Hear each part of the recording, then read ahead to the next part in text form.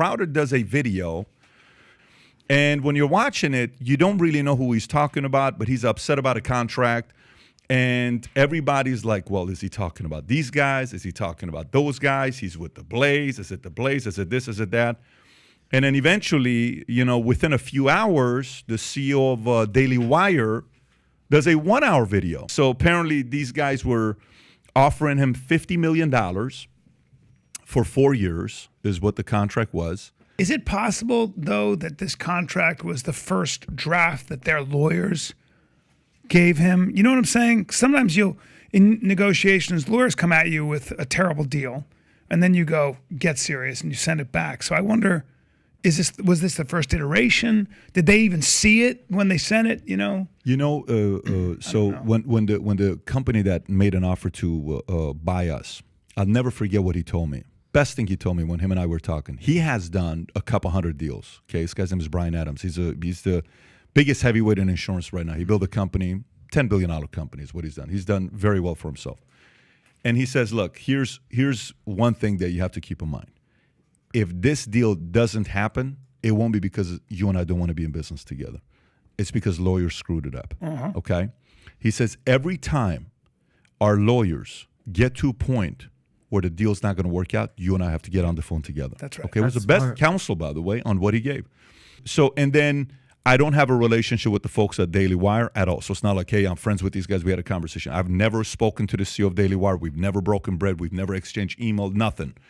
But normally when you see deals like this, the job of Daily Wire is to write a contract that benefits them. And the job of, Crowder as a big face of getting the type of eyeballs that he's getting is to protect him. 100%. Let the lawyers do the dirty work. Once you get involved, it's messy.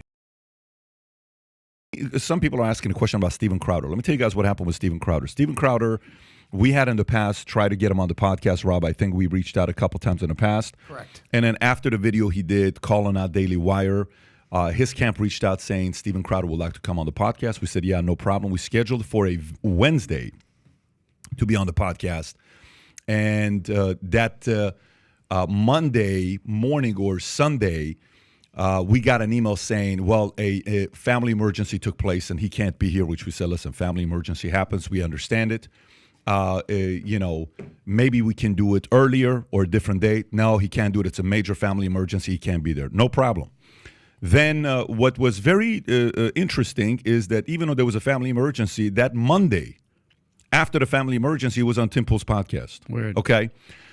So you go on Timpool's podcast, but you tell us there's a family emergency that happens specifically on Wednesday, but you can do, because typically when it's a family emergency, you may be taking a few days off. So here's all I will say. Guys, we've dealt with presidents. We've dealt with billionaires. We've dealt with the athletes, Kobe Bryant, Kevin Hart. We've dealt with like A-listers, which everybody that becomes an A-listers, everybody is typically doing what? What can we do for you? Accommodate you. Hey, all this other stuff, right? Mm-hmm. And we've never had a person that cancels like that and just says, hey, and then later on the email comes, oh, we can't do it right now. Maybe later on you'll be the first for us to talk. And we don't play those games. We don't like those games. So there is a part of it where you think some of the criticism that he got, if it was real or not, we don't know. Again, I've never spoken to him. I've never had a call with him. I've never had a sit down with him. We were more than happy to have a civil conversation here to see what took place with a guy like that. But for those of you that are fans of his, that were expecting him to be here, they canceled last minute due to a family emergency and still went on Timpool podcast on that Monday instead of a Wednesday. We're not sitting here saying we know what the emergency was or not. I'm just telling you I'm not accustomed to a family emergency taking place, yet you go to a different podcast on a Monday. So that is for the people that are asking about Crowder. Now, having said that, but here's what's going to happen. When a Crowder makes a claim like that, and you record, and then Ben Shapiro goes after, why would you record your friend? And, who's going to trust to do business with anybody when you record somebody? Everybody that walks into a room with Steven Crowder is going to be like, this guy's probably recording the conversation. That's on everybody's mind now moving forward when you do something like that. So it's tough when you do business with someone like that. So that's what the call out is on the other side. So here's a part. Here's a part. Steven Crowder now, when you go out there and you declare your intentions as publicly as he did, you best back it up. You best back it up.